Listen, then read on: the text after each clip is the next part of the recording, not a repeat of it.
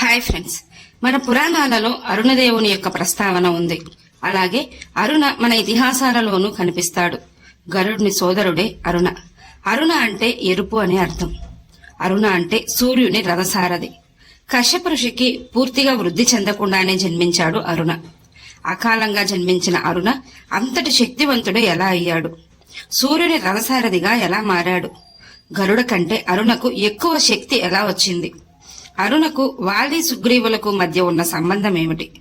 అరుణ నుండి అరుణదేవుడు ఎలా అయ్యాడు? కన్న తల్లినే ఎందుకు శపించాడు? ఇలాంటి సందేహాలన్నింటికీ సమాధానాలు ఈ వీడియోలో తెలుసుకుందాం.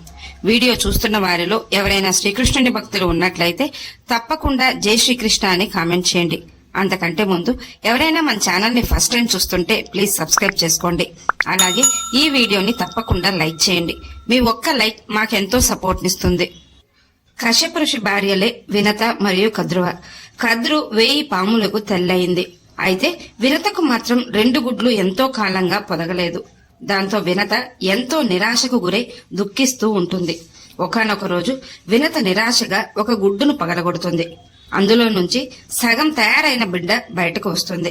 అలా బయటకు వచ్చిన బిడ్డ తన తల్లిని నువ్వు నీ సోదరికి దాసిగా పనిచేస్తావు అంటూ శపిస్తుంది. దాంతో వినత ఆ బిడ్డను ఎంతగానో ప్రాధేయపడటంతో ఆ బిడ్డ వినతకు కొంత ఉపశమనాన్ని కలిగిస్తాడు. నువ్వు 2వ గుడ్డును పగలగొట్టకుండా వేచి ఉంటే అందులో నుంచి జన్మించే బిడ్డ నిన్ను ఆ శాపం నుండి రక్షించి శాప విముక్తి కలిగిస్తాడని చెప్పి ఆ బిడ్డ అక్కడి నుండి అదృశ్యమవుతాడు. ఆ అదృశ్యమైన వినత మొదటి సంతానం అరుణ. వినతకు కలిగిన 2వ సంతానమే గరుడ. గరుడికి అన్న అరుణ. అలా అదృశ్యమైన అరుణ ఎలా సూర్యునికి రథసారథిగా మారాడో ఇప్పుడు తెలుసుకుందాం. సముద్ర మదనంలో అమృతం ఉద్భవించినప్పుడు శ్రీ మహావిష్ణువు ఒక అందమైన స్త్రీ రూపం ధరించి మోహిని రూపంలో దేవతలకు అసురులకు అమృతాన్ని పంచడానికి సిద్ధపడ్డాడు. ఆ సమయంలో దేవతలను ఒక వరుసలో, రాక్షసులను ఒక వరుసలో కూర్చోబెట్టి ఎంతో మనోహరంగా నాట్యం చేస్తూ పంచుతూ ఉంటాడు. రాక్షసులందరూ మోహిని రూపానికి ముగ్ధులై ఆమెతో పాటు నృత్యం చేస్తున్న సమయంలో దేవతలకు అమృతం పంచుతూ వస్తూ ఉంటుంది. రాక్షసులలో స్వరభానుడు తమ వరకు అమృతం వస్తుందో రాదో అని భావించి వెంటనే దేవతల వరుసలో సూర్యునికి చంద్రునికి మధ్యలో దేవతా రూపం ధరించి కూర్చుంటాడు. సూర్యచంద్రులు వారి మధ్య కూర్చున్నది అసురుడు అని గ్రహించి అమృతం పోస్తున్న మోహినిని ఆపుతారు. కాని అప్పటికే ఒక అమృతం చుక్క స్వరభానుడి గొంతులో పడిపోతుంది. మోహిని రూపంలో ఉన్న శ్రీ మహావిష్ణువు స్వరభానుడి తల నరికేస్తాడు. 2 భాగాలుగా పడి ఉన్న స్వరభానుడి శరీరాన్ని పాముతో కలిపేలా చేస్తాడు బ్రహ్మ. స్వరభానుడి తల పాము శరీరం చేర్చి రాహువు అని పిలుస్తారు. పాము తల స్వరభానుడి శరీరం చేర్చిన తరువాత కేతువు అని పిలువబడ్డారు. అలా బ్రహ్మదేవుడు రాహువు కేతువులకు కొత్త రూపాన్ని ప్రసాదించాడు. ఆనాటి నుండి రాహువు కేతువులు సూర్యచంద్రులపై పగ పెంచుకున్నారు. రాహువు గ్రహణం చేసి సూర్యుడిని తినడానికి ప్రయత్నించాడు. సూర్యుడు దేవతల వద్దకు వెళ్లి తన కష్టం గురించి వివరించాడు. అందుకు దేవతలు ఏమీ చేయలేకపోయారు. సూర్యుడు కోపంతో ప్రపంచాన్ని నాశనం చేయాలనుకుని పడమర దిశగా ఉన్న భూమిని అంతా తన కిరణాలతో దహనం చేయడం ప్రారంభించాడు. దాంతో ఋషులు దేవతలు బ్రహ్మ వద్దకు వెళ్లి భూమిపై ఇంతటి వేడికి గల కారణమేమిటని అడిగారు. ఒకవేళ ఈ వేడి ఇలాగే కొనసాగితే భూమిపై ఎలాంటి జీవరాశులు బ్రతకలేవని బ్రహ్మకు చెప్తారు. అందుకు బ్రహ్మ సూర్యుడు ప్రపంచాన్ని నాశనం చేయడానికి పూనుకున్నాడు అని చెప్తాడు. ఋషులు దేవతలు బ్రహ్మను ఏదైనా పరిష్కారం సూచించమని కోరతారు. బ్రహ్మ వారితో ఒకే ఒక్క పరిష్కారం ఉంది. కశ్యపుని కుమారుడైన అరుణను సూర్యునికి రథసారథిగా చేసినట్లయితే సూర్యుని నుండి వచ్చే వేడిని అరుణ గ్రహించగలడు. అలాగే సూర్యుడు చల్లని కాంతితో తెల్లవారుజామున ఉదయిస్తాడని చెప్తాడు. బ్రహ్మదేవుని ఆదేశానుసారం అరుణుడు సూర్యుని రథసారథి అయ్యాడు. తాను ఆ కిరణాలను గ్రహిస్తూ సూర్యునికి ప్రపంచంపై ఉన్న కోపాన్ని చల్లార్చాడు. ఈ విధంగా అరుణ సూర్యునికి రథసారథి అయ్యాడు. బ్రహ్మదేవుడు సూర్యుడిని ఆశీర్వదించి శాంతించమని చెప్పాడు. సూర్యుడు ఉదయించేలా అస్తమించేలా అరుణ తన రథాన్ని నడిపేవాడు. సూర్యోదయానికి ముందు ప్రకాశవంతమైన ఆకాశానికి అరుణను దేవుడిగా నియమించాడు బ్రహ్మ. అందుకే సూర్యోదయానికి ముందు ప్రకాశంగా ఉండే ఆకాశాన్ని అరుణోదయ అని పిలుస్తారు. అరుణదేవుడు ఎంతో శక్తివంతుడు, జ్ఞానానికి ప్రసిద్ధి చెందాడు. మన గొప్ప ఇతిహాసమైన మహాభారతంలో అరుణదేవుని ప్రస్తావన ఉంది.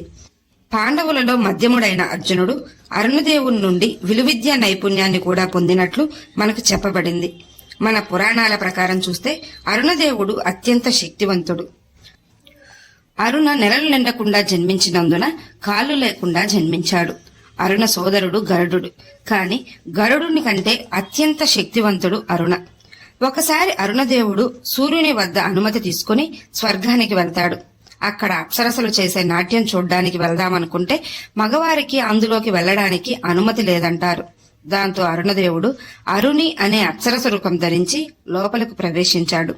ఇంద్రుడు అరుణి రూపం చూసి ఆకర్షితుడై వారికి ఒక కుమారుడు జన్మిస్తాడు.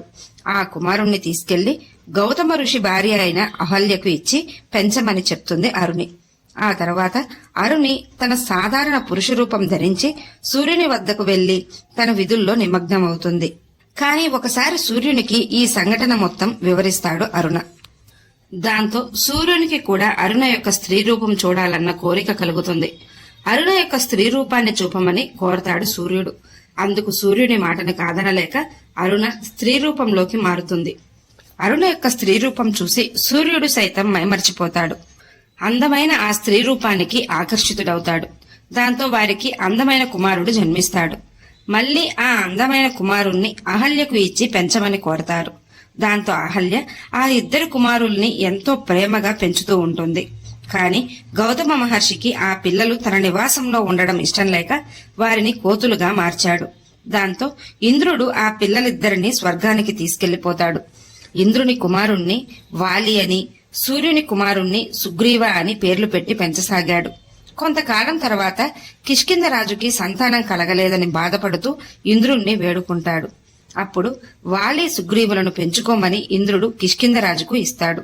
అలా వాలి సుగ్రీవులు కిష్కింధకు చేరారు. రామాయణంలో ఈ సోదరులు ఎంతో ముఖ్య పాత్ర పోషించారు. మన ఇతిహాసాలైన రామాయణంలోనూ మహాభారతంలోనూ అరుణ ప్రస్తావన ఉంది. రామాయణంలో అరుణ స్వేనిని వివాహం చేసుకోగా వారికి జటాయు మరియు సంపతి అనే ఇద్దరు కుమారులు జన్మించారు. రామాయణంలో వీరు ఎంతో ముఖ్య పాత్ర పోషించారు. మహాభారతంలో సూర్యుని కుమారుడైన కర్ణునికి తన రథసారథి అయిన శక్తివంతమైన అరుణను అలాగే దివ్య రథాన్ని కురుక్షేత్ర యుద్ధంకు ముందు ప్రసాదించాలనుకున్నాడు సూర్యుడు. కాని కర్ణుడు తిరస్కరించాడు. ఇలా అరుణదేవుడు ఎంతో శక్తివంతునిగా మన పురాణాలలో చెప్పబడ్డాడు. ఈ వీడియో మీకు నచ్చినట్లయితే లైక్ చేయండి, షేర్ చేయండి, అలాగే సబ్స్క్రైబ్ చేసుకుని పక్కనే ఉన్న బెల్ ఐకాన్ని ఆన్లో ఉంచుకోండి. Thanks for watching.